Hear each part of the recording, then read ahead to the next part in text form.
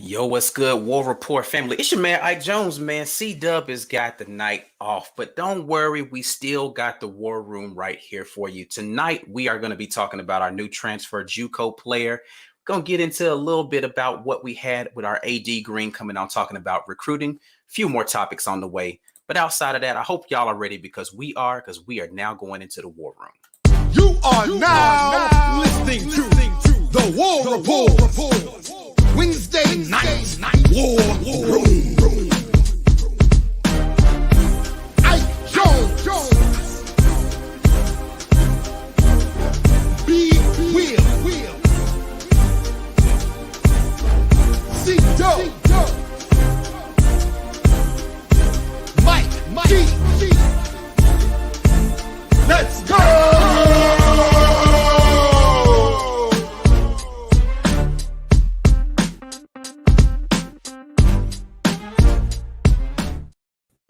Yo, what's up, everybody? We are here. Your man Ike Jones in here with Mike GB Will. The War Room is here. The War Report is here. And you all are here locked in, man. Listen, we appreciate everybody for getting in here. We see you dropping your War Eagles. We see you telling us where you're from. For those of you who are uninitiated, we are the War Report. You are in the War Room. We want to know where you're from. Drop that out here in the comments. Let us know what's going on with you. We got some great things going on tonight. Fellas, how y'all feeling? Amazing. I'm all right. We all right.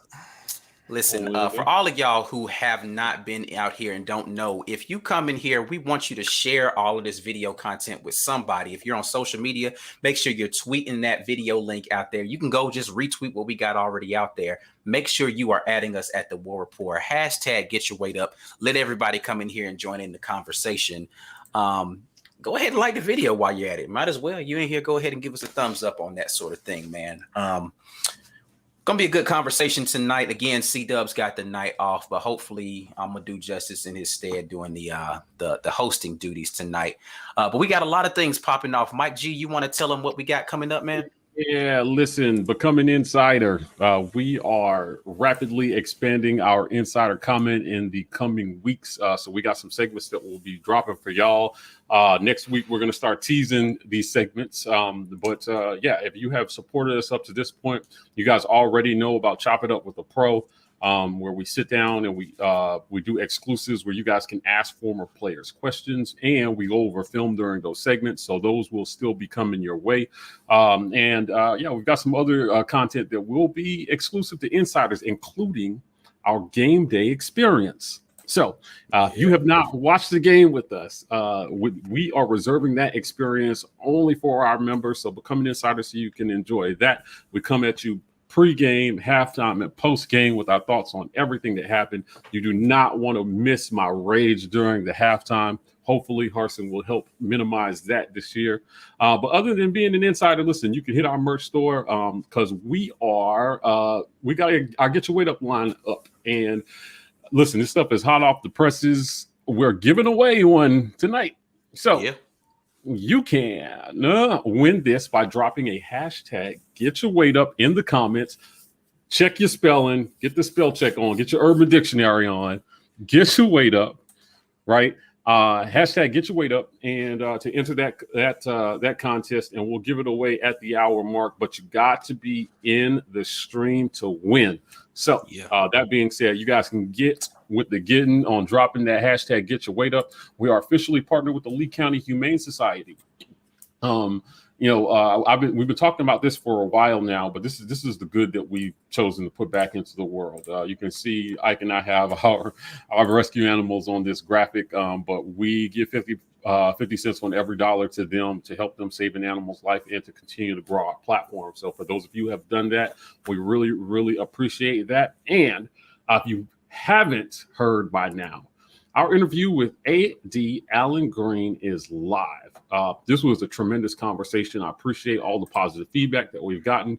We tried not to pull any punches during this interview, but also remain respectful. And in turn, he responded very candidly to some things that, quite honestly, have just been on all of our minds all offseason. So I feel pretty confident after this interview that Auburn Athletics is in really good hands with AD Greene. So we appreciate him taking some time to just kind of talk to us. And if you haven't seen that, or you're joining us for the first time, here's a sneak peek of that interview. There was a lot of speculation about who the next guy was going to be. A lot of people felt like, if you're going to pay a buyout like that, you need to go and get somebody high profile. You went a different direction in hiring Bryan Harsin. Auburn is a fantastic job. It's a hard one. It's not made. Everyone is not made for that job. Each institution has its own unique set of circumstances. Well, if they won 10 games or 11 games at school X, that's going to translate at our school. It doesn't work like that. It was really, really important that the next coach came in and won the locker room. Whew, listen, that man said something there. He said the job is not made for everybody. Yeah. Right? AD Greene said, if you ain't a real one, this job ain't for you. Right. And kind of tuned his own horn there because obviously we feel like he's a real one. But he definitely dropped some knowledge on us. That I wish we could say everything that gets said off camera during these interviews. We cannot.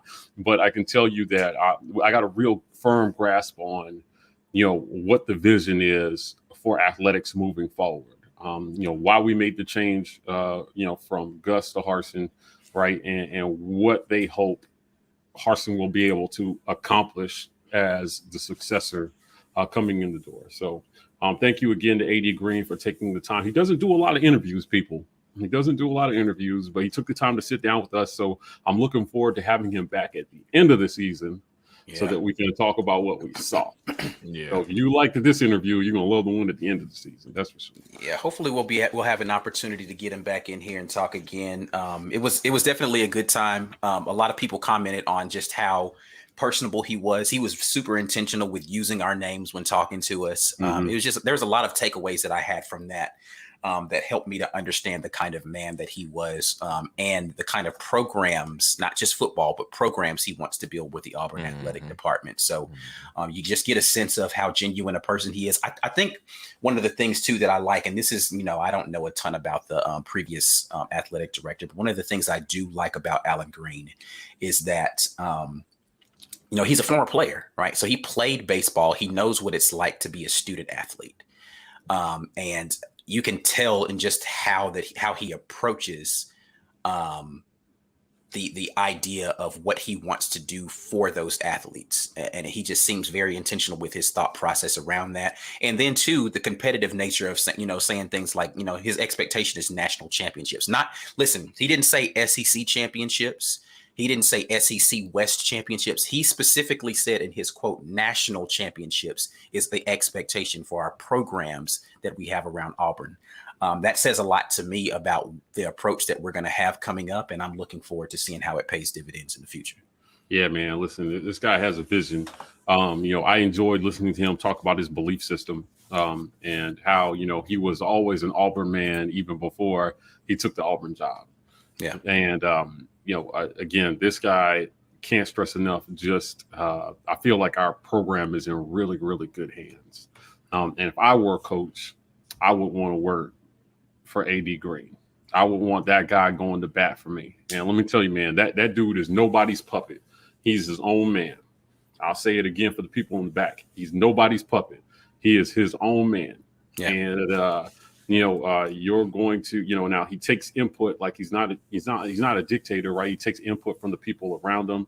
He likes to be connected to the community to understand, what fans are thinking, what administrators are thinking, what coaches, what players are thinking, right? And so I had a strong appreciation for the collaborative mindset that he has. But ultimately, he's the one that's got to make a lot of the tough decisions that need to be made. And it was very clear from talking to him that he's up to the task.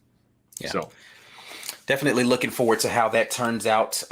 His first major hire, Bryan Harsin, we will see how that comes to fruition in just a couple of months. But we do see the fruits of what's been going on with the program so far. We've been very active when it comes to the transfer portal and at least putting offers out there to commits, but in specific, the defensive backfield got some new help. So we've got a new transfer junior college player that's coming over to us. And hold on, let me see here. We got a little, I made a little thing here. Ro Torrance is the guy. 6'3", 195, Hutchinson Community College, the 32nd ranked recruit in the nation when he came out in just last year. So he was a freshman at the JUCO. 5th ranked quarterback last year in 7 games, had 20 tackles and 6 pass breakups.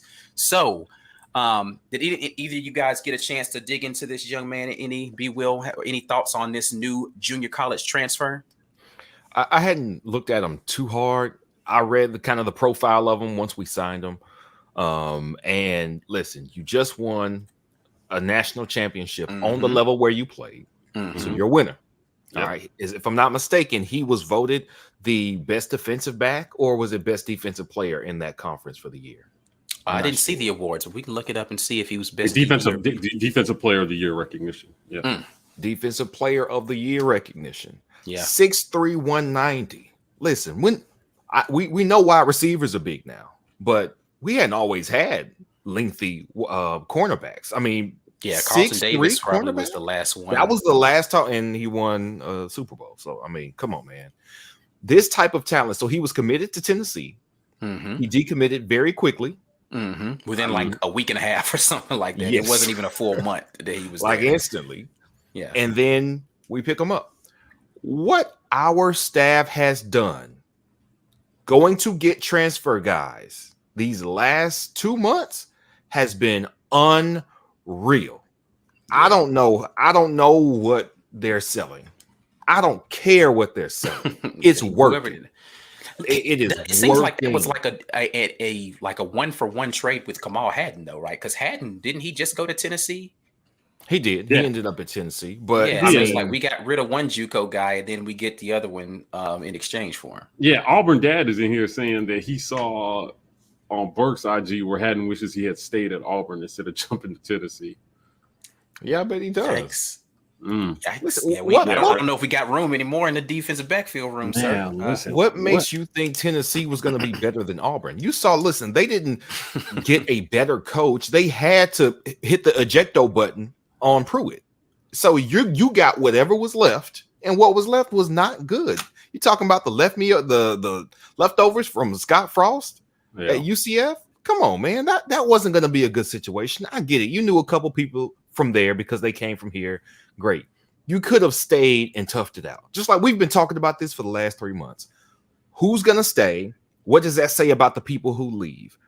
We have an impression, and I don't know everybody's individual reason for leaving, but listen, we knew it was going to be very difficult, a very different regime from the last one. It was going to flush some guys out. Those guys got out. I hope they found what they're looking for. In Hadden's case, hey, man, listen, you were here. You were in-house. Maybe you didn't get the news you wanted after spring, but you had a chance to be on the depth chart because obviously they were still looking for guys to play. So some of the people who what's his name? Kaufman. He's gonna, be behind smoke. Listen, I'm now wondering with as many DBs as we've got, somebody's gonna be sitting. At first, it was like, okay, now we got our nickel, and no, somebody's going to be sitting. It's gonna be very interesting. Now, I think the intrigue around starters just get extended beyond the quarterback position for me. Now that defensive backfield, who's going to be starting is going to be very interesting for me. Yeah. It started off, okay, we got our starters. Okay, we got our nickel. Okay, we got some depth. All right, now who? Okay, now I don't know. Now I'm actually confused as far as who's going to be where. But I like that. They said they wanted competition. They weren't limiting that to the quarterback position. It's the DBs too. It's everywhere. And so I'm glad. Listen, the go get it from these guys, getting people who have already produced. I love it, man. I love it. I don't know this guy's story yet. I haven't dug too deep. Just saw the profile, but I just love who they're going to get, and I love how much tenacity they're showing by going to get these guys. I love it. Yeah. I got to tell you, of all the position groups that we had left over from last year. This was the position group I was the least worried about, but they have had a shocking amount of turnover, which has been really, really surprising. When you're looking at what this staff is doing, I really do believe it is, and it's something that AD Greene told us in his interview, right? The plan is go out and get the best players no matter where they're at. That's what we heard. Right. And so I think that this move kind of reflects that, ultimately what it boils down to for me. And listen, we can look at these kids and say, I like this player, I like that player. Ultimately, all that matters are the coaches getting the right guys, for this program. And TBD. So right now where I'm at, and if you ask me about any player kind of moving forward, I'm going to be TBD until I see something on the field at this point. Now, Derek Mason has a really, really good track record with development and as a D coordinator. So I'm not really that concerned about us defensively. I think we have an opportunity to be a top 15 defense in college football next year. Right. Let me change that. Let me amend that. A top 15 quality defense next year, meaning they have the potential to play like a top 15. The stats may not bear that out depending on what happens on the other side of the ball, but I'm really impressed with the guys that they're bringing in. And, for the guys that we did evaluate, it's making me at least trust what they're thinking in terms of who's a right fit for us. Now, we haven't had as many problems defensively as we have offensively in terms of evaluating talent, but I'm looking forward to seeing if we can take the next step at linebacker and then bring back the pass rush on the D-line. I think that's where it's really going to be, because if you can't get pressure on the quarterback, you need lockdown corners. Right. You got to take something away. Right, you need lockdown corners, and you need to be at least a run-stopping team if you cannot get pressure on the quarterback. And there's a comment here that I want to just tie into what you're saying. Somebody said that they disagreed, that they feel like Barney Knight said disagreed, feel like our secondary, we needed more coverage guys. But that ties into what you're saying. If you don't have a pass rush, then you absolutely have to have guys that can run down. Yeah, you need lockdown corners if you don't have a pass rush. And because of the lack of pass rush that we generated, our DBs were a little bit more of an island than we've been accustomed to. And they still came up with some pick sixes last year and found themselves in some advantageous situations. So, it is the tale of how one area can affect another. But I felt really good about our DBs coming into the season. So I'm interested to see who all these, what this final roster ends up looking like, because right now it's not a whole lot like what we thought it would look like. And they still have, outside of DB, we still have some newcomers that will be coming in expected to, contribute in their first year. I'm excited about Dylan Brooks, man. I'm really excited about this defense, man. We could be scary good on defense this year. Good. I think when I retweeted, shout out to Maisie, when I retweeted his thing about it, I said, this has turned into a no-fly zone, man. Like, where do you throw against a defense that's this talented, man? It's scary. Mm-hmm. Yeah. You only throw on them if you're going to let the quarterback sit back there for 5 seconds of play. Yeah. Right. That's where you throw, and then you'll find holes in depending on what kind of scheme they're running against our defense. But if you can generate any sort of pass rush with it, and this talent at DB pans out the way we expect it to, wow. Right. I'm looking forward to them giving our offenses some short fields to work with. Right. Just turning the ball over on the opponent's side of the field and, taking the pressure off these guys to drive the length of the field to score, especially at the beginning of the season, may help us find a groove offensively. And that's what I'm really excited about. This defense, man, can they just gift this offense some easy ones to get them some confidence, right, early, and help them find some rhythm. right? Because we talk a lot about how the offense can help the defense by keeping them off the field, right? But the defense can also help the offense by giving them a short field, especially a new offense Right. that's going to need some help. Yeah. Yep.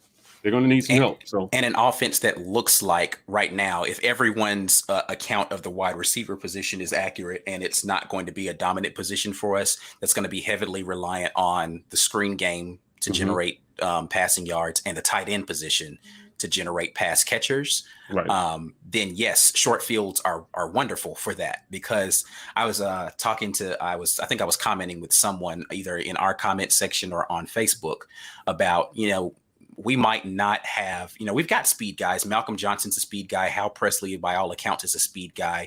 Javarius Johnson is a speed guy. So we can threaten the defense with a deep ball just from speed aspect, right? Right. But vertical stretch is not the only way that you challenge a defense. Right. There are horizontal stretches that can happen where you have designed plays that put certain defenses in conflict, that makes them stretch horizontally, right? And you just open passing lanes with play design, right? It's not the previous regime's philosophy of throw to the edge, run wide, right? It's more so put more than one thing out there in a pattern that requires the linebackers to make a decision. Do I cover the flat or do I cover the guy in the middle? And then your quarterback reads which one of those things they're tilting towards based upon leverages, right?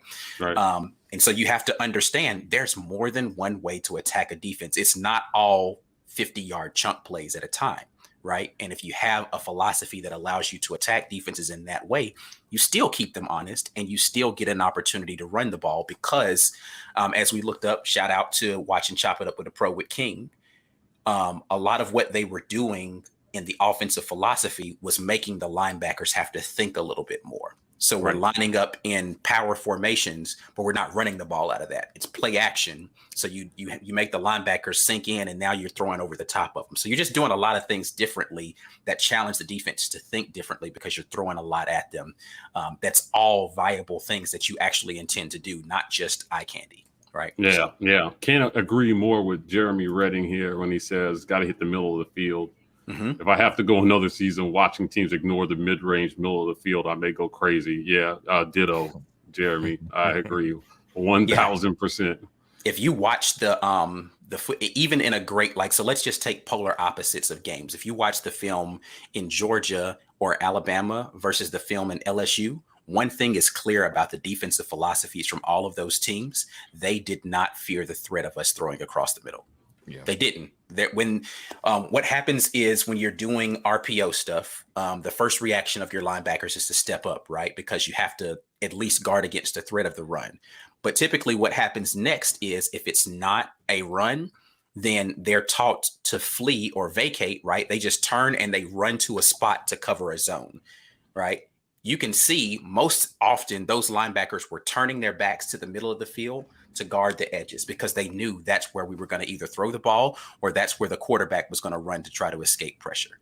Yeah. It was predictable over and over again. It's either a quick throw to the outside, a deep throw to the outside, quarterback escapes to the outside.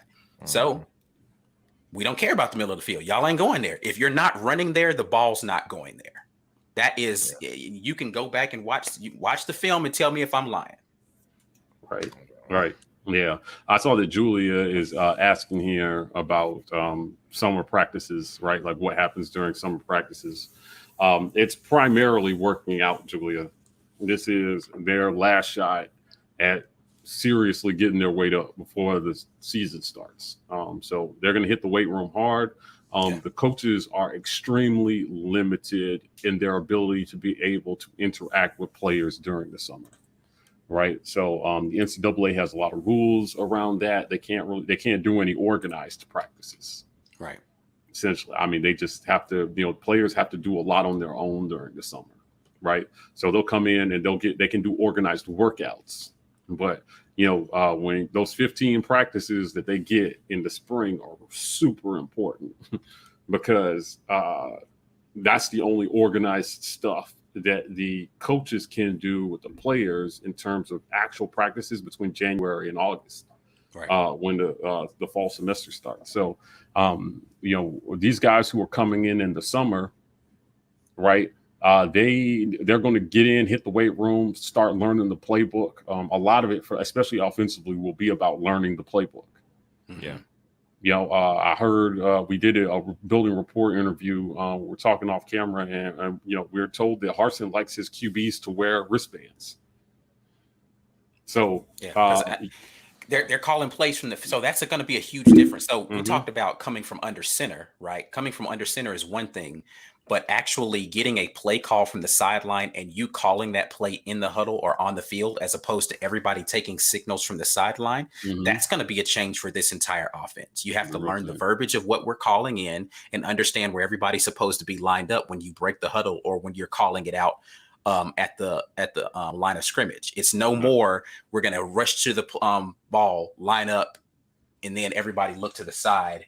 And some coach, you look at your position coach and he's telling you your position that you need to be or your formation that you're doing. Like wide receiver coach is telling you, all right, we're going trips left. And the running back coach is telling you which way the protection is. And the line coach is telling you we're going to be slide right. And then the quarterback is just understanding what the read is. Like it's none of that.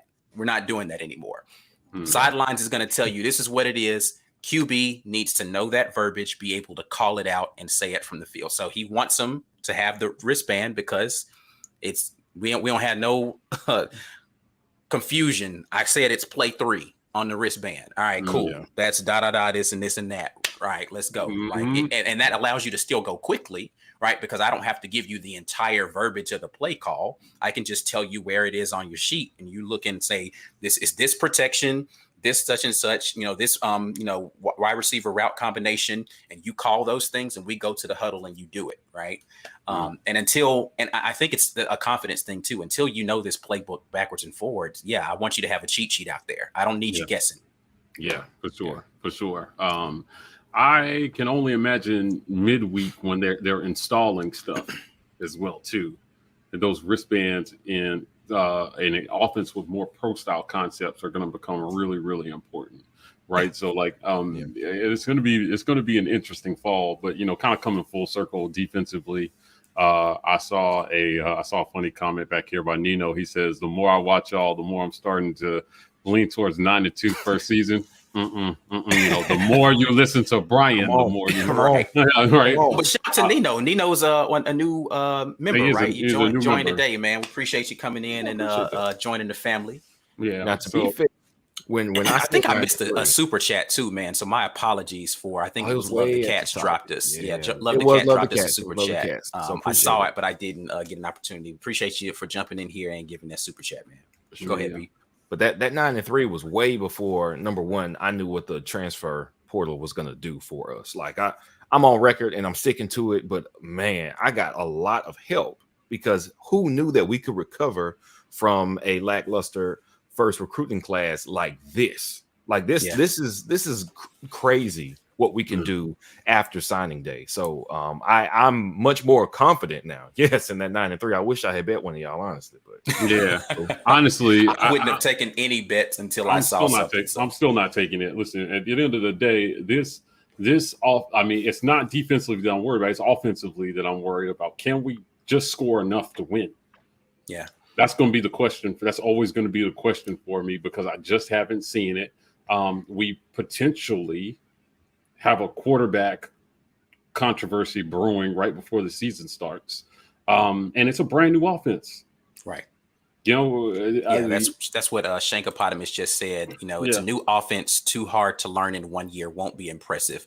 I don't think that anybody is thinking any different. Well, there are people who are thinking differently. They think changing system means that now all of a sudden, because we threaten defenses differently, that means we're going to be this well-oiled machine. You still have to learn the plays. You got to figure out what's going on out there. Right. Yeah, 9-3 reflects that to me, which is why I'm like, nah, I'm good. At 8-4, right? If we can sneak out in 8-4, I'd be happy as long as in those losses we either learn something, and then in after that first loss, in the following losses, if it doesn't look like we're moving backwards, right? Because 9-3 to me says that some other team we expected to be good ended up not being anywhere near what we thought they were going to be. And I never like to A&M, Jimbo. Yeah, I've never liked to pontificate about that. So like, I just think I think 8-4, 7-5, we can show progress at either one of those records. But I'm preaching, and I can't stress it enough, patience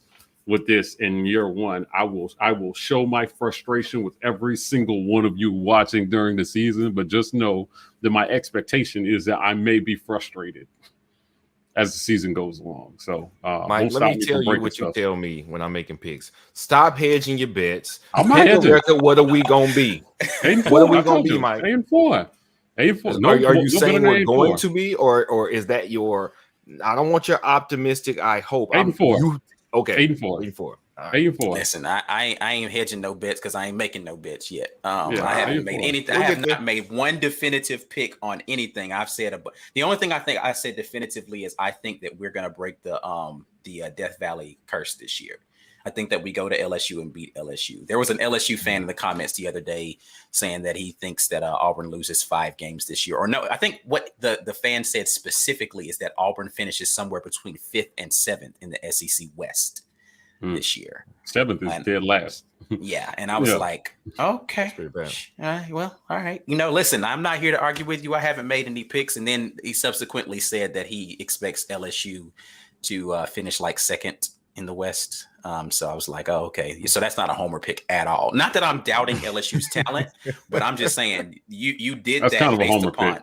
Yeah, I was gonna say you did that pick. based upon your love for LSU, not your realism, or based upon like how much work they actually need to do to get back up to being really good. Yeah. Again, they lost a ton of talent. And they're turning over a new defensive coordinator. And I ain't here to talk about LSU. Forget LSU. Yeah, because I was thinking it too, but I didn't want to get off track. Yeah. We're here to talk about our defense and how it just got ridiculous in that defensive backfield. I am looking forward to when we get an opportunity. We've been teasing this for a while, and I am going to figure out a way to get this in when we get an opportunity to break down the position groups, what we have in that defensive backfield, and look at where people are starting to shake out. Hopefully we get some good communication from some of the insiders that we do have connection with, that they can tell us kind of what practices are looking like and who's playing in what positions. And that'll help us inform you all better about what's happening and where people are lining up. Again, I want to say this wholeheartedly. We don't be at practices. I haven't been at a press conference. I haven't talked to any coaches behind the scenes. We are not insiders and we don't pretend to be, but we do know some really great insiders who provide us with really great insight.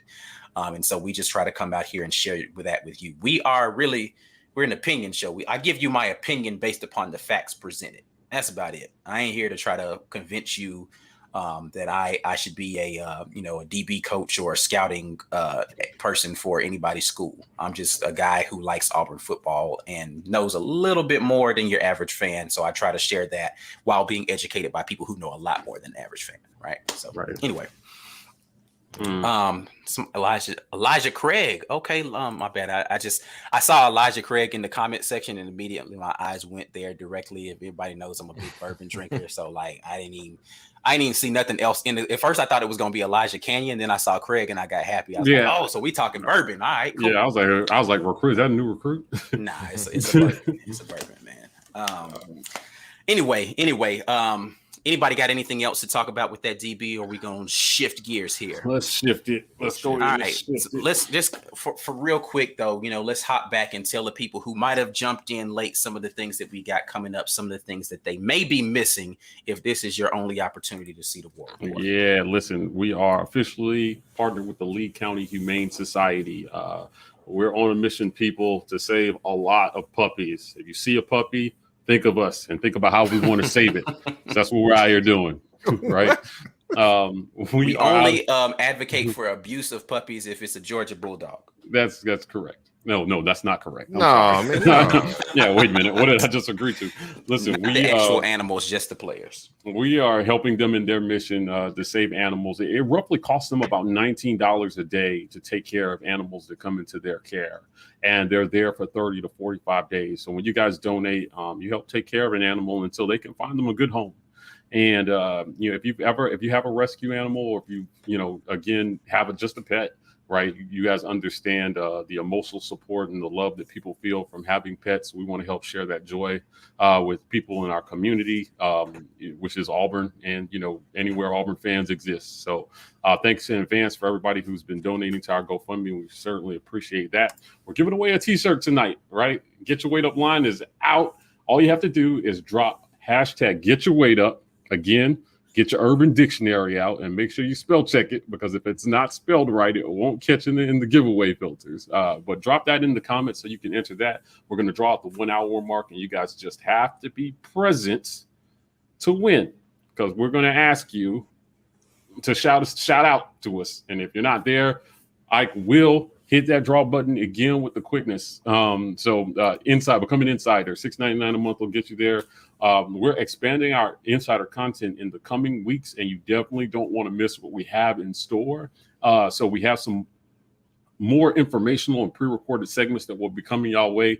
B Will's going to be doing something that I'm super excited about. Can I drop it for the people? Can I tell them what's coming? That's up to B Will. This is his thing. So B Will, do you want to tell people what we got coming up? Yeah, man. Why not? Why not? So let's talk to him about it, baby. Being that I am the sole betting man on the panel of the world. He's not a soul man, but he is the only. I'm a soul man too, but I am the lone betting man. You know what I'm saying? So I have been sports betting.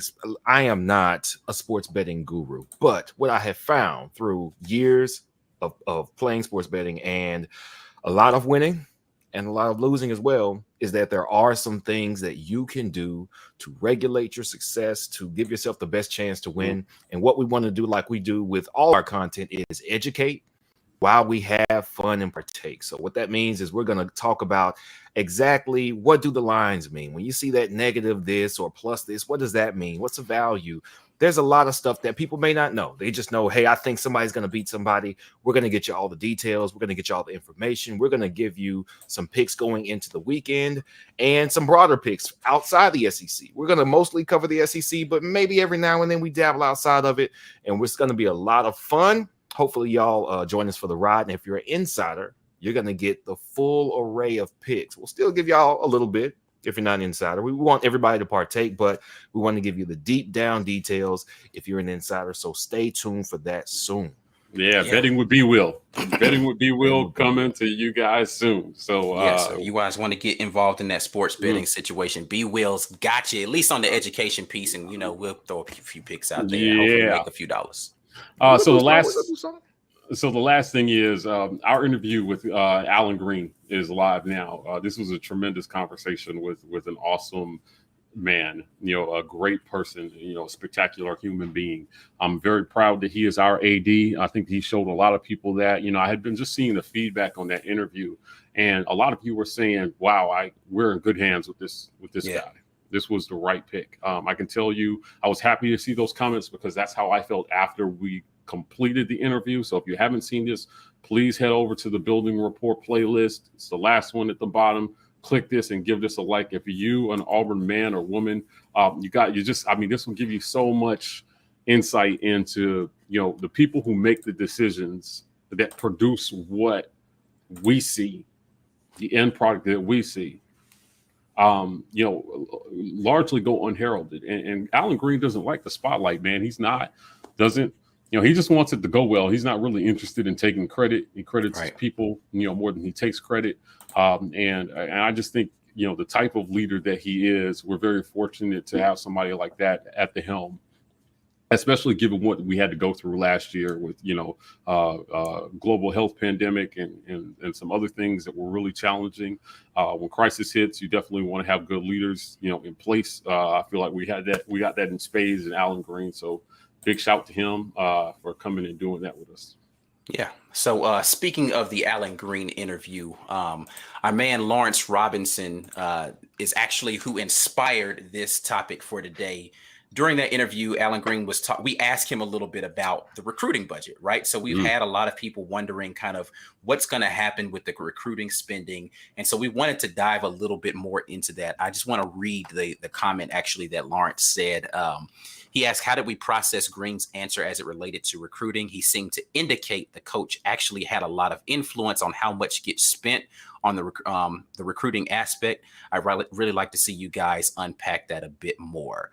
Right. So here we are unpacking. Listen, this was I'm not a fan of unpacking or packing at all when it comes to moving, but we can definitely unpack this. So let's talk. This was an interesting part of this interview. So when you go back and watch, I asked them a very pointed question about, is there a plan to expand the budget to help accommodate us covering more ground in recruiting? And his answer was that, listen, we didn't have to talk about it because the expectation is championships. So we're going to go get the best athletes wherever they're at. But we know from talking to Jay Ferg, shout out to him, Justin Ferguson over at the Auburn Observer, that our recruiting budget primarily consists of the travel costs associated with covering ground. Right. And the schools that ranked over us in terms of spend just cover more ground than we do because they're, Bama, Georgia, they're recruiting more nationally. And when you're staying regionally, you don't have to spend as much money. Right. So we got outspent by some schools 2.5 to 1. Right. And that's a big disparity, but they're also finishing better in recruiting. And so, my question to him, we talked about resources, the coach having the resources to do what they need to do, and I mean, I felt like he kind of felt like my dad, listen, money doesn't grow on trees, son. But he also is like, just because something may not be in the initial budget doesn't mean it's a no. Right. That just means means gotta justify the cost. Yeah. Give me a reason why it makes sense and we'll make it happen. Right. The coach has to justify what it is, but he also kind of intimated that the initial allocation of funds is largely up to the coach. And a light bulb went off in my head. Our last coach chose to pay salaries rather than to go recruit. And then when he didn't produce consistently, going back to the well to say, I need more money, was a non-starter for the people holding the purse strings. Yep. Now, that's not what Alan Greene said. That is my complete and utter speculation. Yeah. This is, what Lawrence asked for. What was our take on what he said? Listen, go back, listen to the interview, take your own, what I would recommend you doing is go listen to 2 things for us. Yes, I am plugging our own content right here. Go listen to the Justin Ferguson interview, and then go listen to the Alan Greene interview, and then put together the information that you hear about the numbers with what Alan Greene said about his philosophy around how he wants his coaches in his programs to basically run their own business unit. Like the football program, you're the CEO of the football thing. You tell me how you want to spend your money. Submit your budget. Tell me what it's going to take. Justify your numbers, and we'll get that approved if it makes sense to me. Right. Same thing goes for all the other coaches. That's what he's asking for, Bruce Pearl to go do with basketball. We've seen Bruce Pearl hasn't had any problem landing recruits, right? Because for some reason, Bruce Pearl went and said, hey, this is my justification for what I need to go get talent that's going to bring a winning program back here to Auburn. But he came in, landing guys. Yeah, but he came in and he worked with what he showed competency to see what he had first. Yeah.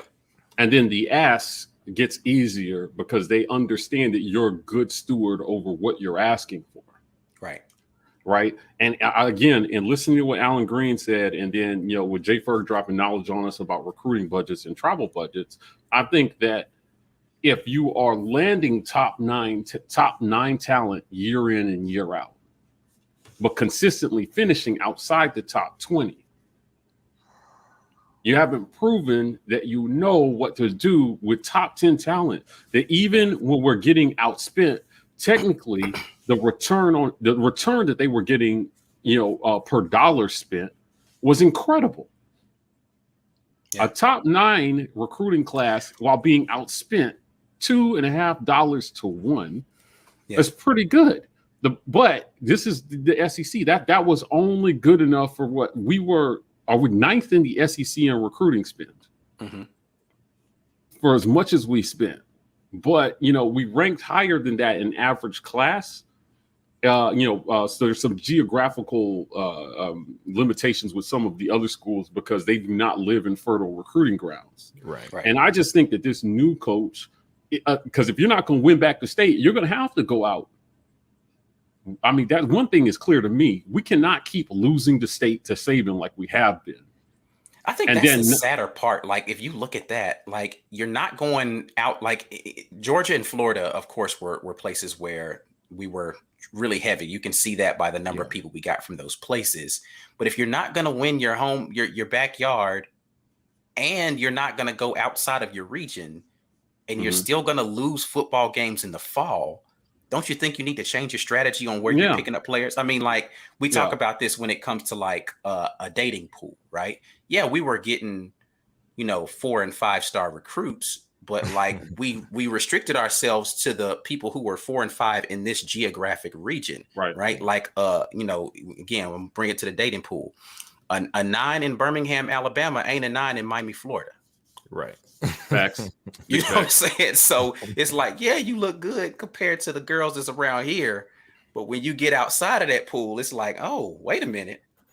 It might be a little something different over here.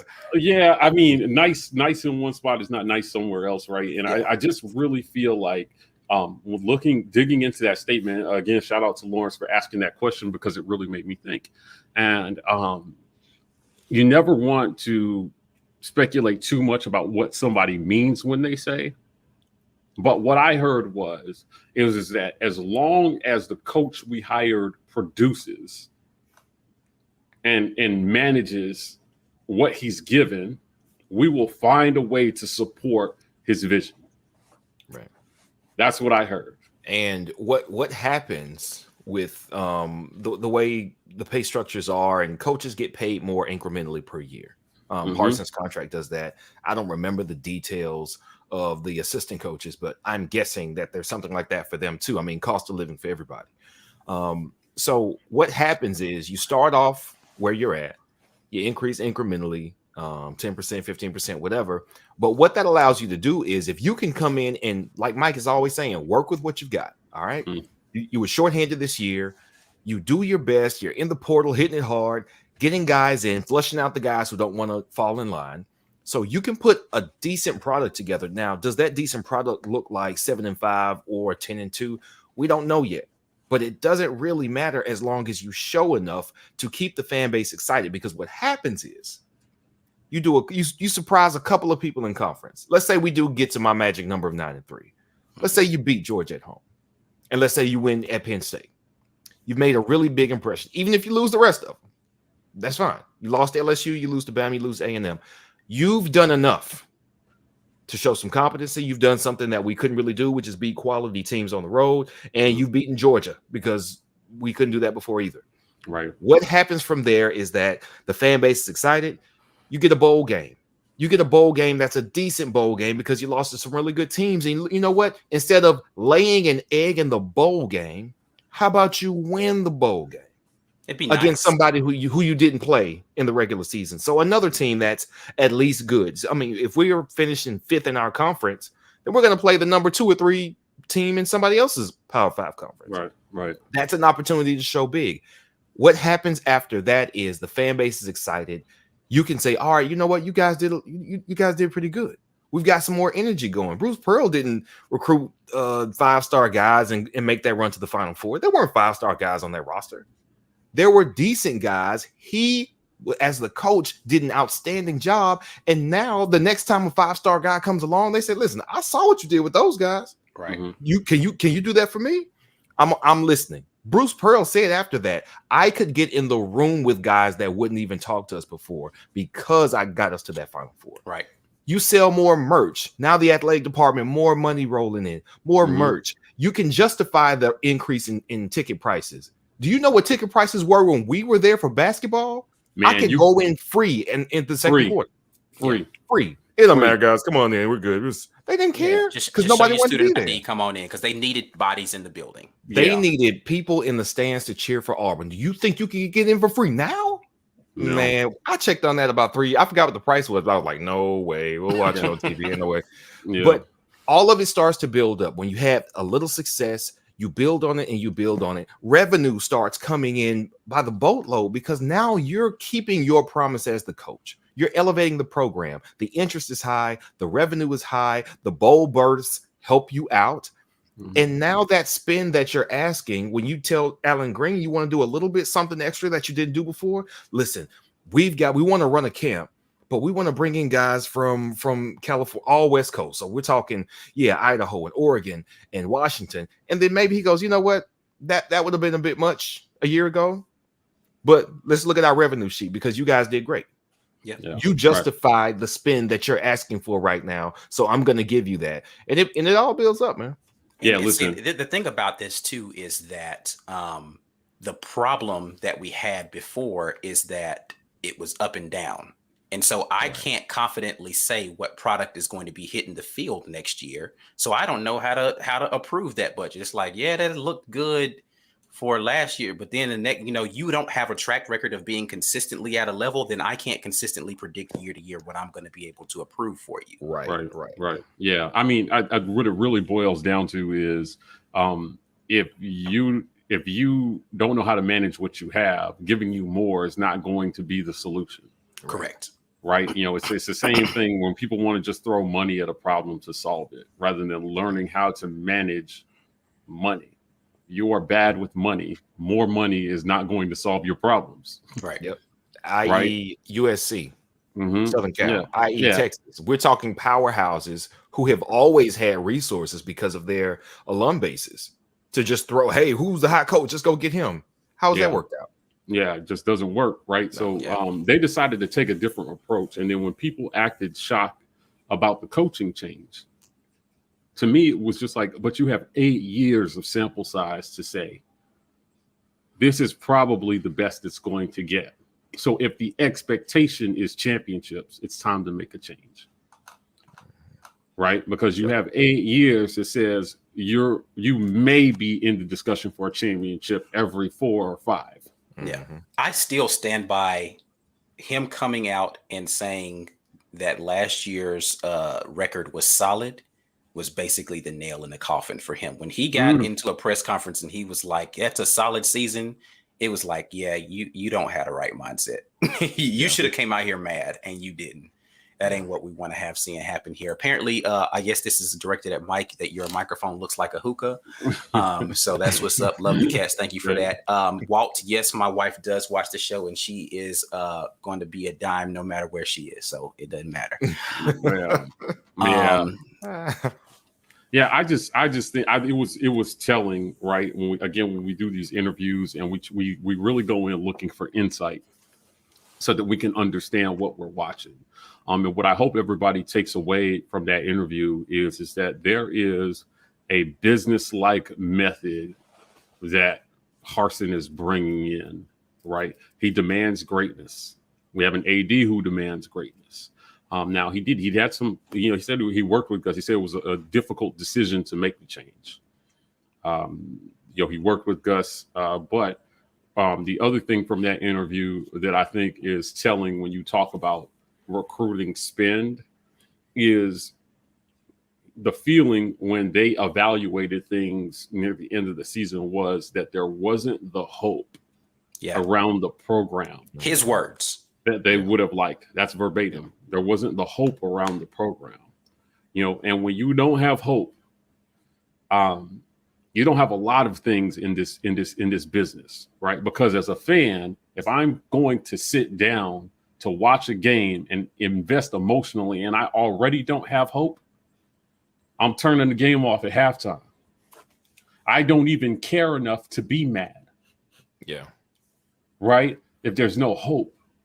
But we hold on to hope, because when I sit down to watch Auburn, and sometimes people ask me, why do you get so upset about football? Right? Because I have a deep sense of hope that we're going to pull it out every Saturday, no matter what. And when you consistently fall short of that, hope goes away. Yeah, and last season was sad for us to be on here talking about games that we knew we were going to lose. Right. Yeah, it was. I mean, it's crazy. Yeah, I mean, literally, consensus, guys, we're not going to win this. You know, and then somebody would make the homer pick, like, yeah, I don't really believe this, but I'm going to pick Auburn. Yeah, I did that in the Bama game. I was just like, you know what, just in case. Auburn, but I don't think this is real thing. Yeah, I mean, it was, you know, not having hope is difficult. So when you try to quantify that in terms of recruiting spend, imagine that. Imagine spending a bunch of money on something that you don't have any hope for. Yikes. Right? That's going to be really hard. And this isn't monopoly money, man. You're talking about millions of dollars. Right. Yeah. Dollars that you have to try to pull from boosters Mhm. who are not satisfied with what their investment is being like. Yeah, well, okay, we need in order for us to get from this $900,000 spend up into the $2 million spend that some of these other places are, we need you to chip in another $50,000 this year. And you're like, what did you do with the last 50 I gave you? Yeah, right. And then lose to Tennessee. I mean, In South Carolina. Mm-hmm.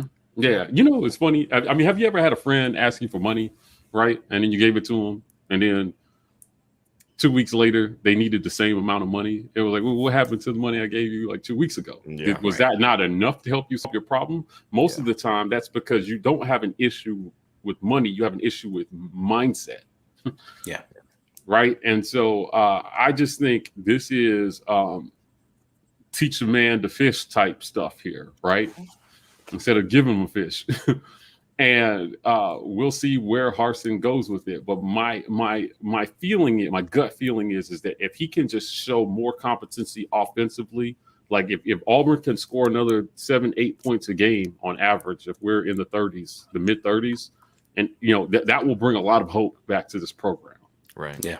How many games did we lose where we could not muster 3 touchdowns? Yeah.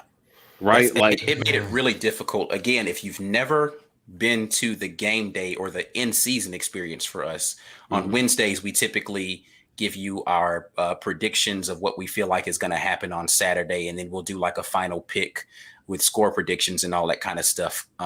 It made it hard, man. It was very hard to put a score on these games because you're like, I don't know what offense is going to show up this week, especially if we were on the road. It's like, I don't know what offense is going to be on the field today. So I can't even tell you how many points we're going to score. Mm-hmm. Yeah. And then when you change coaches, right, there's a certain amount of hope that just comes back that the change will bring something different. Right. Right. And that's where we're at right now. Now I'm trying to temper that. Like, hey guys, we can be hopeful, but let's still be realistic that it may take this coach some time to build up to his vision. Right. Yeah. You know, please do not expect a repeat of 2013. I'll take it, but only if he can sustain that. He can't sustain that. If he can't sustain 10-2 or better every year, I just no interest, man. That again gives us that false sense of hope just for us to go into the next season with that expectation. Yeah. Right. And then you're following. I would rather see him do what Bruce Pearl did and build it year by year until it reaches a consistent state of excellence. Yeah. Rather than an consistent state of flux. Right. Right. And so then when you see a season that is a losing season like last year, you say to yourself, that's not the norm. Right. Like that's okay. That's a blip. But when you see, you know, a losing season in the previous regime, you're like, or you see he never had a losing season. So let's be clear. Nobody's saying that Gus Malzahn was a trash coach. I just don't feel like I'm not saying that. Excuse me. I'm not saying nobody's saying that. All right. Oh, nobody's saying that. Yeah. I'm just saying that he did not perform up to the expectations that he set for himself in the initial portions of his career at Auburn. You put us up here on this high, and you never let us get back to that place consistently. It was a roller coaster. Somebody said Jekyll and Hyde was the acting, and yeah, and what it was. Again, can't be because we're talking about investment, right? Even from the university side, if you move away from recruiting, right, paying a football coach is a major investment. And we were paying him to be the 6th highest paid coach in the country. Yeah. I'm going to say it again for the people in the back, the 6th highest paid coach in the country to produce what? Right. Exactly. I mean, I just think that if you're going to recruit top 10 recruiting classes and you're going to pay a coach like he's a top 10 coach, that should produce top 10 results. And to Consistently. Barney Knight's point here, he's saying, yeah, Gus made it to the Natty, and he spoke as if, hey, you know what? Our expectations are championships. We never made to the playoff. Yeah. And then he went and screwed Bo and said, oh, this kid is going to win championships before he leaves there. He went and put that on him. Yeah. Right. And everybody bought it. And you put him on a pedestal that he only was going to fall off of because you did not have the required skill set to help him get to that expectation that you set. Yeah. Yeah. Right. Let me make sure. I won't address this comment directly. I love my wife. Oh man. Yes. To Derek. Yes. Derek's point. Yes. The SEC Shorts video about the roller coaster that it is to be an AU fan is probably the most accurate thing I've ever seen. Yeah. On Auburn football, that video is hilarious. I highly recommend you go check it out. So, there's some change coming. More so, being that I've lived down here since I came down here for college in 2002. And I can tell you the 2012 season was the most bleak season. And it's not just because, I think we all kind of checked out once we realized we were really bad. It was a home game. I think we played Arkansas at home. And I'm telling you, the streets were barren. It was in October. It was late October. And, the jig was already up. The season was going to be terrible. But what it did to, the city, okay, so we've had bad years under Gus. We've lost games we shouldn't have lost, and it was just disappointing. And it's like, man, your Saturday's ruined, and then your phone starts blowing up from your Bama friends and family, and you're like, oh, here we go with this. 2012 was the first time I saw that the impact of the football team had on the city, on the town, on the surrounding area, not only with the energy and how students felt. Forget that. I worked on campus. The energy from the students, it brings them down. It's so hard to have students come together and get excited. Man, this is an SEC school. They come here for football. Every year I worked in the summer orientation program and helped organize the main building on campus. Our biggest intake year, I remember this distinctly, was the summer of 2005 after 2004. The next biggest one, that was a high at the time, and then it metered off. And then, of course, the summer of 2011 after 2010, 2014, we set records in enrollment after every really good football season. Do you know what that does financially for the university? The investment in a quality football program, it makes everything else fluid. The city, the student population, the buildings, everybody, that energy just goes throughout every part of the university. And having somebody bring it down for the last 4 years, it was detrimental. It was terrible for the university. And we are hoping that whether it's just it doesn't have to just be recruiting spin. Like Mike said, you can just do better with what we had. We got guys. We've had guys. Do better with the guys we've got. This coach is doing a good job of supplementing with some guys that he likes and make a quality product. It doesn't even have to be the best product. We don't have to get to the playoffs this year. Show us that you can be competent. When we step out on the field, that we are going to compete. And even if we don't expect to win, that we can expect to give our best effort and compete and not get embarrassed. That's all we're asking for. And the city and the school will be better off because of it. Yeah, you said it right when you say the city, right? Because it's crazy. In towns like Auburn, the football coach carries the hopes of a community. Right. Right. Do you remember, Ike, what campus was like during that 2004 season? Everything was lit. People spend money when they're happy and we're winning. Everybody's going out to the bars after the bars game. Are making money. It's depressing on campus after a tough loss, man. People are still going to go out and party because it's a college town. The energy's just different, though. When you're winning, bro. It's bad. That energy is way different, man. So when we were in Pasadena for the national title game, I felt so bad for the city of Pasadena because you had a city full of Auburn fans. And none of us wanted to spend any money after we lost. Yeah. I mean, we spent the time after the game. Me and Caesar packed it up, and we're like, all right, let's head back to the room. This is not it. So imagine that in our own atmosphere, right? It's tough.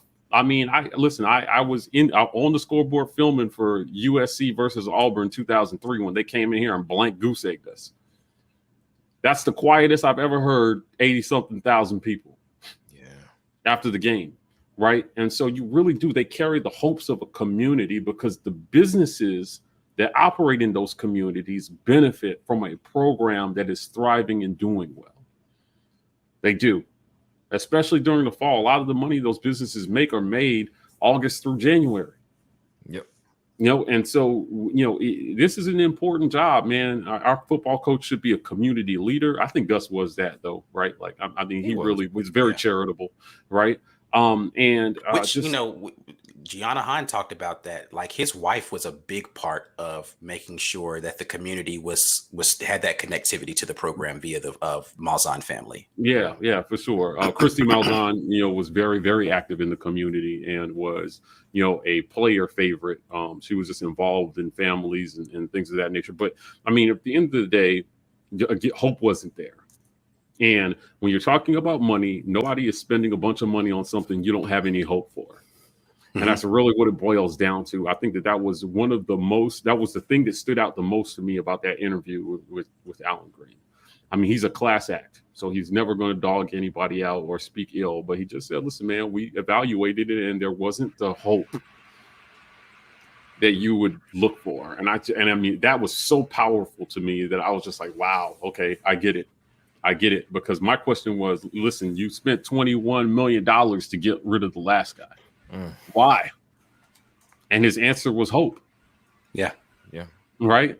That's why. I mean, hope, lack of hope, was a reason for them to do what to pony up the money they did to go out and find hope in somebody else. So Bryan Harsin, if you're listening, listen. All we're asking for is hope. It doesn't have to be a perfect season. It doesn't have to be a natty. Right? Yeah. It doesn't even have to be an SEC championship. We just want hope that it could be that one day.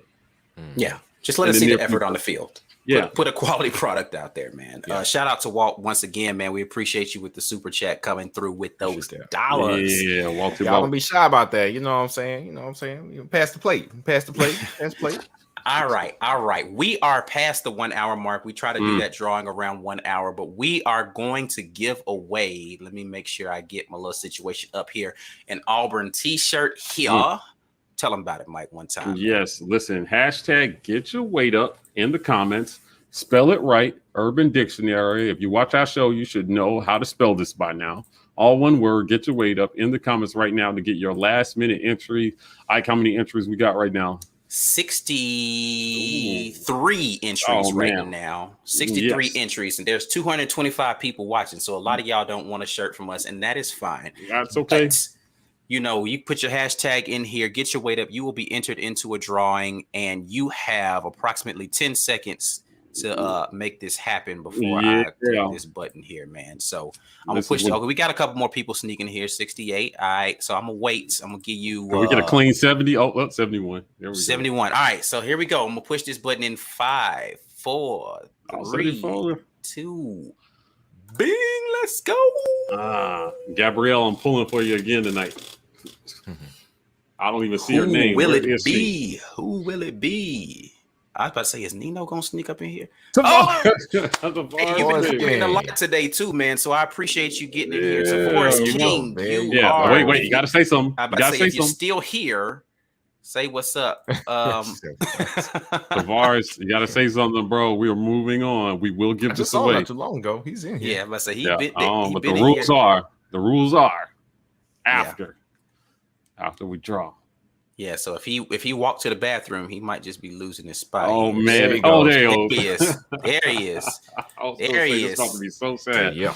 Appreciate you very much for joining us tonight. You are the proud recipients of a War Report t-shirt. What we need you to do is email thewarreport@gmail.com send us the size and the address that we need to send that over to you, and we will get that out in the mail to you. Thank you so much to everybody who continues to support, and thank you so much to everyone who has joined in on that. Yeah, man. We got a little time left here. We want to. So I know B Will wants to talk about this playoff. I'm gonna let the chat decide. I'm gonna take a few quick things from the chat. Do y'all want to talk with these last few minutes here, the playoff expansion, or do you want to talk the extension of the Saban contract? Which one of those things do y'all want to talk about? These last few minutes we got here. We can save the other one for a Sunday show. Yeah, so whichever one we don't talk about today, we'll talk about it on Sunday. Which one do you guys want to talk about in these last few minutes here? Let's see. I'm going to take like the first 5 or 6 people that say something in this chat about it. We'll just take their playoff. We got one vote for the playoff. Another one for the playoff. Apparently nobody wants to talk about Nick Saban. It is what it is. It is what it is. It is what it is. So, all right, so let's talk about this playoff expansion. So, Julia said, "Gus, get out of here." Oh man. So Sunday is the Lord's Day. Don't talk about Saban. See, listen, I might just revoke everything just because you haven't made a good point there. But now let's talk about this expansion since everybody wants to get into that, and we'll poo-poo on Saban a little bit on Sunday. It is okay if you're not talking favorably about him to talk about him on Sunday, just for references. The playoff, the committee met to talk about the potential expansion of the playoff and the possibilities of having that expansion, and they said they are leaning towards a 12-team playoff. Oh man, what? B. Will was not here when we talked a little bit about this on the Sunday show. I'm going to let B. Will start with his thoughts on expanding the playoffs. 12 teams is what they're saying is where they're likely going to land right now. B. Will, the floor is yours, sir. I like it. Oh, I like it. I think it's going to be good. You know why it's going to be good?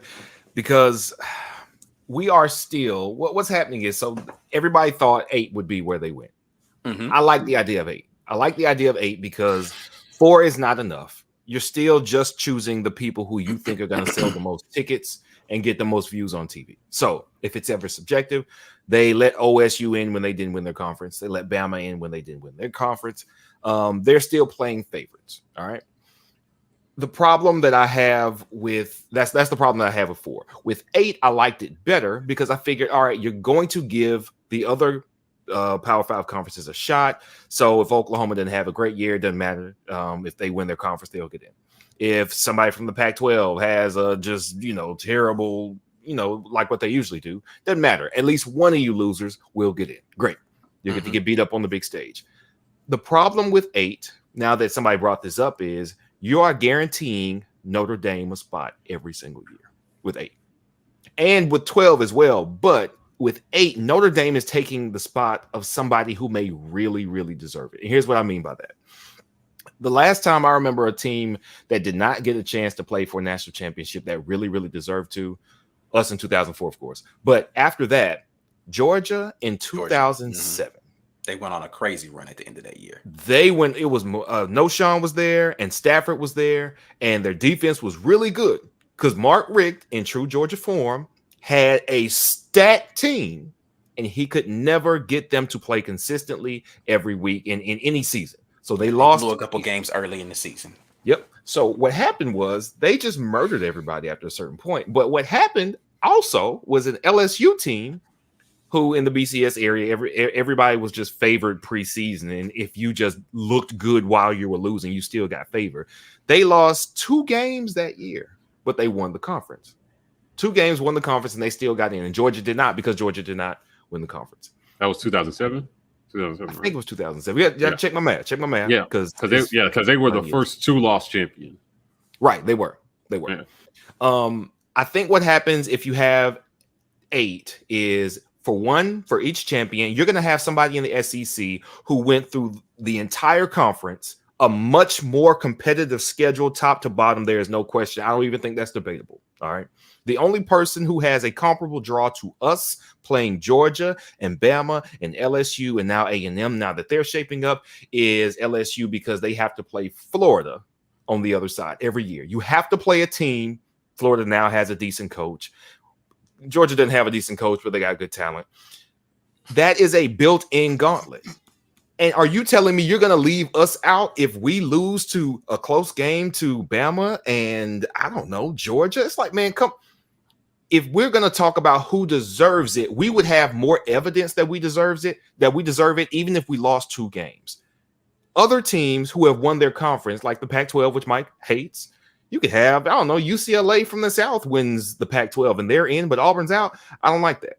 I don't like that. In an 8-team playoff, Notre Dame is always going to get one of those spots because 9 out of 10 seasons, they are better than everybody on their schedule. Recruiting talent-wise and coaching, he's all right, coach. I don't love him either. So with them not being in a conference, they get to backdoor their way into any 8-team playoff because 5 are going to be conference winners, 1 at large for the group of 5 if you want to be that, and then they're going to give you 2 at large, 1 for the group of 5, and then 2 remaining is always going to be Notre Dame, and I hate that. I don't want Notre Dame getting in there. I hope that the 12-team playoff opens the door to so many other people. I'm glad it gives the top 4 people a bye in that structure that they're talking about. The top 4 teams get a bye. The 5 through 12, you guys fight it out. That's fine because everybody would say you don't deserve to be here anyway. You get your shot. Give these people their shot. That's all I want. You get your shot. If it's A&M last year, hey, we deserved it. Here's your shot. If it's Florida last year, you know what? You got a good case. Here's your shot. Beat up on somebody. Cincinnati was this close to beating Georgia last year in the bowl season. You know what? Here's your shot. I absolutely believe that upsets will happen. I believe that a 9 can beat an 8. I believe it's completely possible that the 12 could beat a 5, depending on how it goes. I want chaos, and I'm tired of this structure. It's still the haves and the have-nots. And I want the haves to be on the same field as the have-nots and prove that they deserve to get that favorite, to get that nod that they get every year. Maybe Alabama's proven that. Okay, fine. Georgia hasn't. I don't think anybody else has proven that outside of Clemson and Alabama at this point. Everybody else should have to prove it. And I still want Bama to have to prove it every year, even if they have proved it up to this point, because every year is a different year. Every team is a different team. I want everybody to prove it. And there's some coach that's going to make the 10 spot with his team that is a better coach than somebody that's 2 or 3 or 4 because he never gets a chance to show what he can do. He never gets a chance to put his guys on the field. Can you imagine the UCF team from 2017 getting a shot? Maybe they're number 9. Everybody like, oh, they don't have a shot. They didn't play anybody. Okay. They beat us. We would have been in a 12-game playoff in 2017. We would have gotten beat. I don't know who else would have gotten beat. We never let them play. Finally, give people a shot. The only thing I don't like, you've got to take 1 game off the regular season schedule. That's too many games. Yeah, I was going to bring this up. Barney Knight said you have to have less rate. So here's, and a lot of people are saying make Notre Dame join a conference. Here's what I would be in favor of if they want to have that many playoff games is go back to a structure where you're playing all conference games, right? Maybe, 1 warm-up game and then the rest of them are in conference. And that would force a team like Notre Dame to have to join a conference because they can't just bounce around and play whoever they want to, right? So you force them to join a conference, have 1 less game during the regular season, and then convert some of these bowl games into playoff games, right? And make the playoff, those bowl experiences worth something again. That's the only way I see something like that work. Mike, what are your thoughts on it?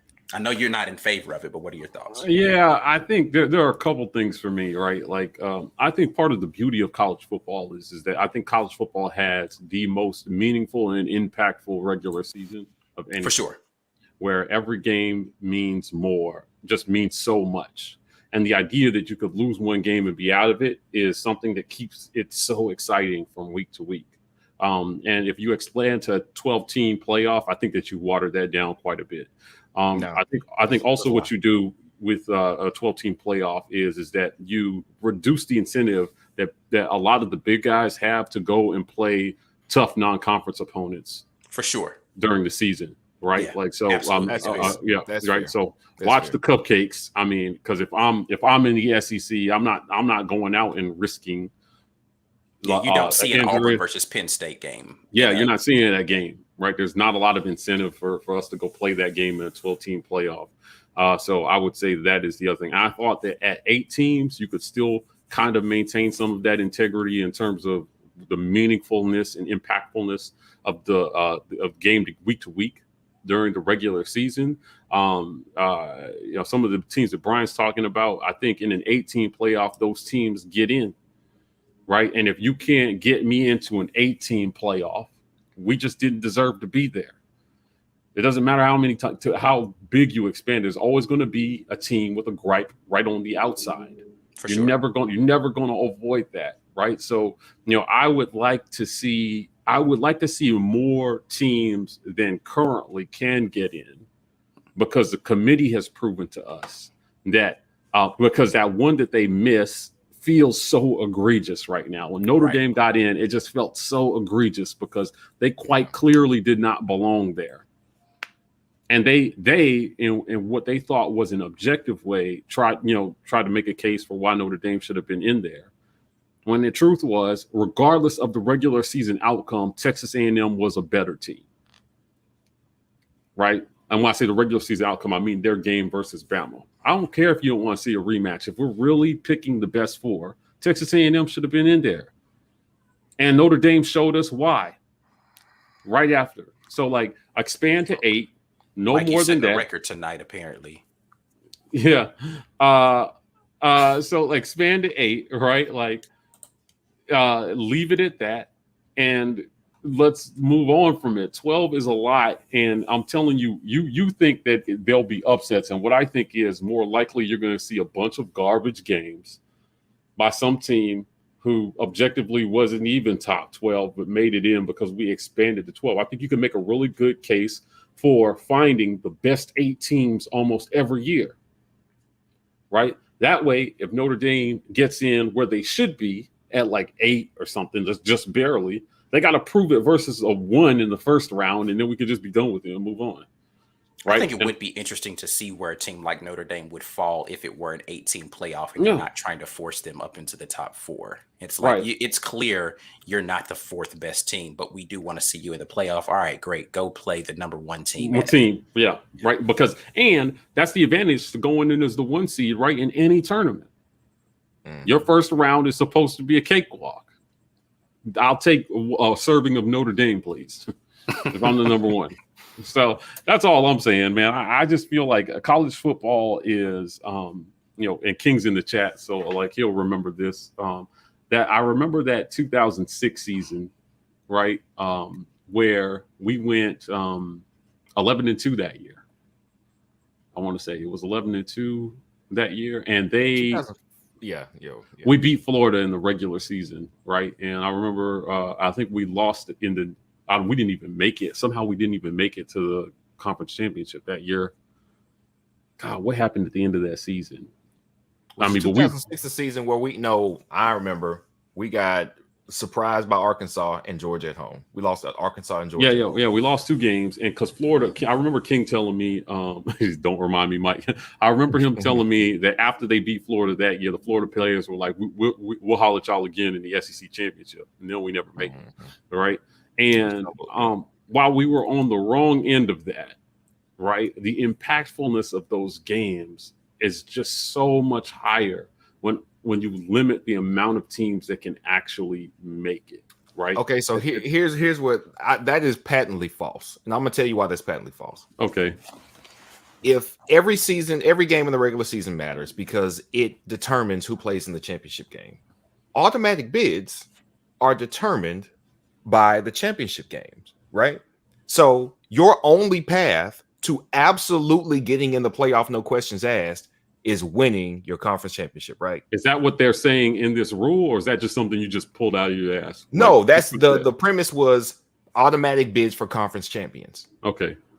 So by that qualification, every game still matters because you have to win your conference championship to get in, no questions asked. It's if you don't win your conference championship, like in 2019, we kept Bama out of the out of the playoff because they were looking for any excuse to put Bama in there. It's just that Mac Jones, inexperienced, made some mistakes. We capitalized. Bam. 2 losses. Oh, well, they're not the same team without Tua. We had to create doubt, even though we knew Bama wasn't as good without Tua Tagovailoa at quarterback. But we had to do that to keep them out. Right. Because so they didn't win their championship game. So that game was super meaningful for them. It was.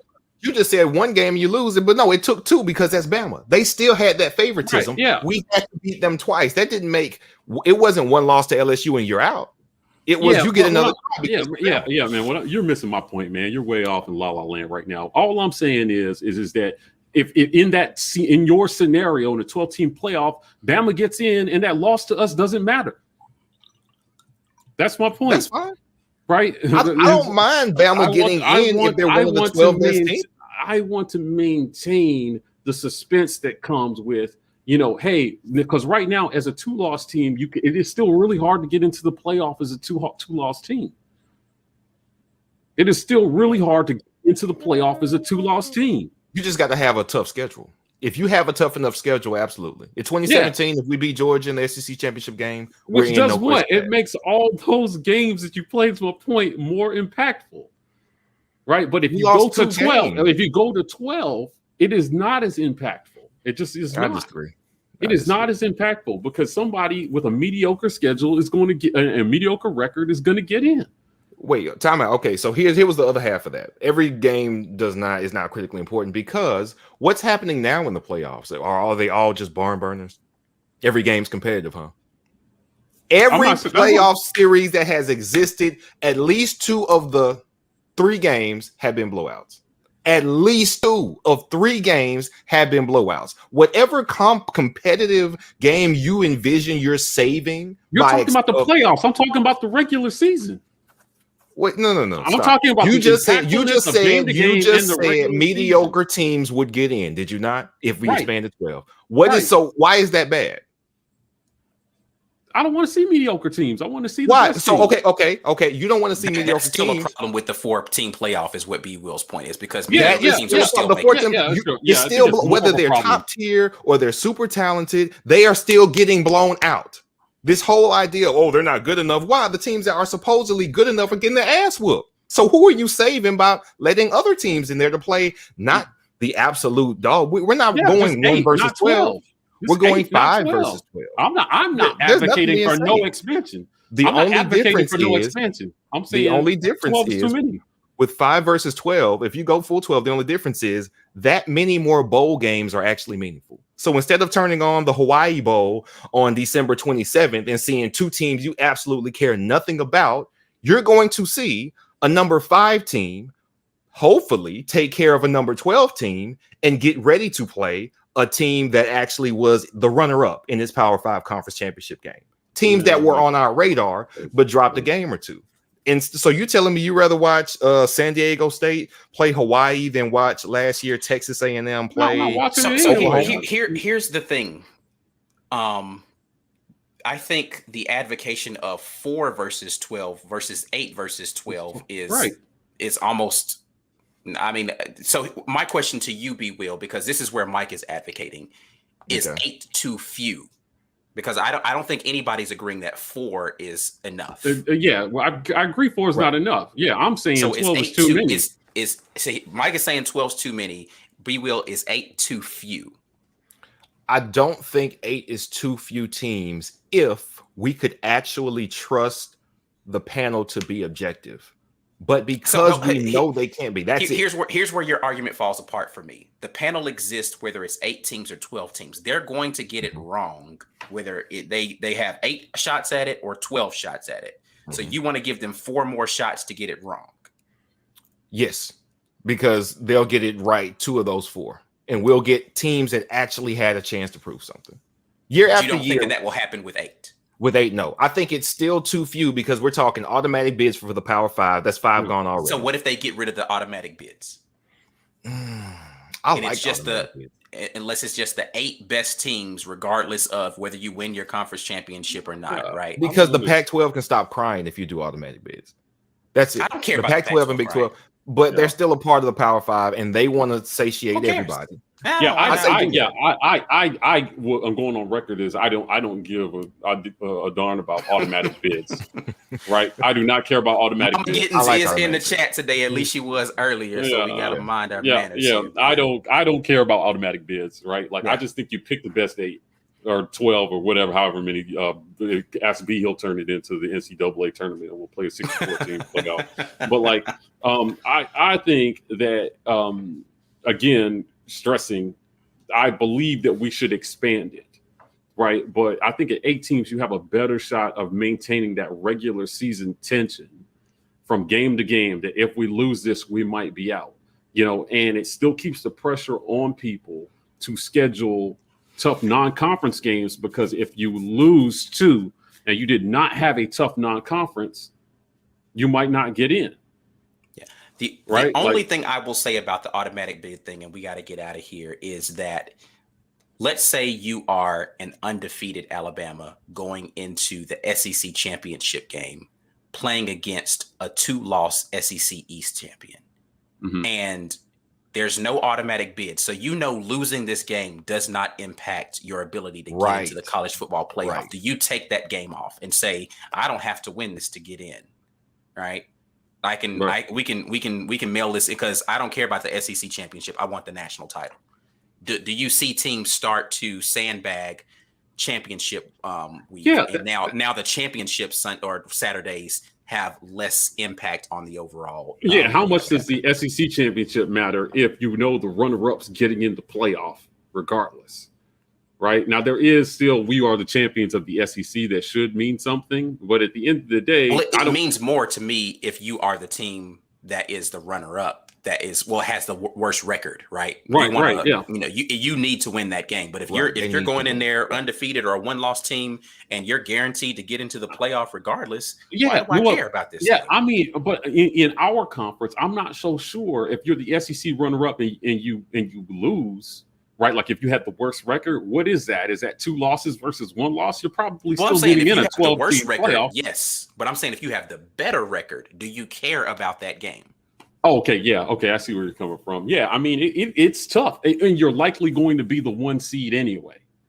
Right. So why do I care if we win? Right. Am I just going to rest my guys because it doesn't matter the outcome of this game? It's not a play-in game anymore. Yeah, it ruins the integrity of the competition when one team can say we're already in, so we'll have to try our hardest, right? And a team that was maybe on the bubble, who absolutely needed to win that game, is not playing as tough competition. Right. And that's all I'm saying. I just think, again, you keep it at 8 and you have at least a chance to keep that tension in the regular season and on those championship games. Does anybody remember 2003 when going into that championship game was the Big 12 championship, and I believe it was 2003. Oklahoma got blown out in their championship game by Kansas State. L. Roberson and Darren Sproles, right, went in there and they absolutely. I think the final score was like 35-7 or 35-14 or something. They got run off the field and still got in. And we were like, wait, how can you get blown out in your last game and get in? There's a chat saying that was Kansas State. Kansas State, yeah. Kansas State, because I remember L. Roberson was their quarterback and Darren Sproles was the running back on that team, right? And it was just like, wait, what? How did they get blown out and get in? That makes no sense. And that game actually helped change the system quite a bit, because we were like, wait, they're quite clearly not the best. Right. And I think that was their second loss to Kansas State that season, if I remember correctly. I could be wrong about that. I just remember that it was very unimpressive, and these guys still got in. Yeah. Right. So, I want that, and it created so much controversy that they had to change the way that they looked at it after that. And we haven't seen a fiasco like that since. Right. So I would like to keep that part of it where, after we had to endure that, to say, hey man, like, listen, these trap games that we have on our schedule, you hear the term trap game, We're about to play so-and-so school, and we can't afford to take a week off, because even if in a subjective system, even a bad win might cost you a chance. And that's another thing that I don't like about our system, is because we don't play comparative talent across the country, we have to go, oh, well, that loss and that win, which sounds stupid to me. Everybody hyping up A&M's loss to Alabama last year sound like idiots. That's the stupidest thing I've ever heard. They only lost by shut up. That's stupid. They only lost by 3 possessions. That's stupid. That makes no sense to me. They lost. 3 possessions is not a competitive game. Hanging in a half is barely a competitive game, but the end result. But who was better than them? Who was Florida. truly subjectively better? Florida But actually see, didn't stop scoring until the time left went off the Again, clock. the problem is Florida lost to Texas A&M. Yeah. Right. Yeah. So they screwed themselves. To your point. So last year in the NCAA tournament, I remember this because I was so happy that Alabama lost. They lost to UCLA. UCLA did not have a good season. UCLA struggled most of the year, got their stuff together, and then became the team that they had the potential to be. College football, the way we reward wins here and losses there, it almost completely eliminates the ability for a team to get better halfway through the year, a third of the way through the year, and then be the team that they can be. Oh, well, they lost to him. Yeah, they lost the second game of the season. So what? They lost the third game of the season. So what? UCLA was not great early. They made a run. They hit the Sweet 16. No, they actually got to the Elite Eight. How do you know if we picking before the NCAA tournament? How many basketball aficionados would have picked them to make that pick? You're taking people out of the running when they have done what good coaches should do and make adjustments and improve your team over time. In the NFL, I think Tom Brady was 7-5 going into the off week. It was 7-5. That's not a Super Bowl team. Good thing they have good coaches and players that can adjust, and they got better and they made their run. You are completely eliminating that possibility in college by putting so much weight on a singular loss, comparing how ugly a loss was. But how many trash NFL games do we watch week to week that don't mean anything, though? That's my point. My point is we have the best regular season in college football. No, I will agree that the college football regular season, but the trash NFL season is not because it's not at the expense of how many teams make the playoffs. I don't think. No. That's what I'm saying. But you understand what I'm saying? Like he's making an argument for being able to recover from a bad game and accounting for getting better. And I think that we actually do have that in our season. No, we don't. We do. Right. Like in the beginning, the rule was if you're going to lose early, because the way the perception of the rankings work is that the further away that loss is from people's minds, the more likely they are to be forgiving of it at the end of the season. That's how it's been forever. And that's stupid. I can't. Yeah, let me schedule this loss for early so I can get better later. I don't know when I'm gonna lose. Right? What if I don't play any good teams until later? Our season is the same, right? If we were seriously trying to make a championship run, the one game that we would want to lose should be Penn State. Yeah, right. A tough team on the road, and then the rest of our schedule provides enough opportunities to show improvement before the end of the season. Right, we can still make it to our conference championship, but we can't go out and lose another one. Right, which is what happened to Florida last year, right? Right. Because Florida lost to Texas A&M early. They still were in the driver's seat until they lost to LSU late. And they gave up that game. They gave up that game. Yeah, that was stupid. Anyway, we got to get out of here, guys. We are well over the time that we normally are here. We appreciate y'all sticking in here. Eric Coleman, War Eagle to you. Appreciate you tuning in on your lunch break. We got a shout out to B Will here from our man Jonathan Harris telling you to preaching your gospel there. So disagree with G. People. Disagree with B Robs too. None of that rhymes with Ike though. Anyway, all right, so we about to get out of here, man. As always, we are the War Report, man. Make sure you are hitting like and you are subscribing to our videos. Share this video with other people so they can get in on this conversation, because we will be engaging with you all in the comments after we are done. Make sure you are liking the video, subscribing to us on YouTube. We are the War Report on IG and Twitter. We are TW Report on TikTok. That's it, man. We're about to get out of here, man. We appreciate you all staying with us a little bit longer. But as always, War Eagle. War Eagle. War Eagle.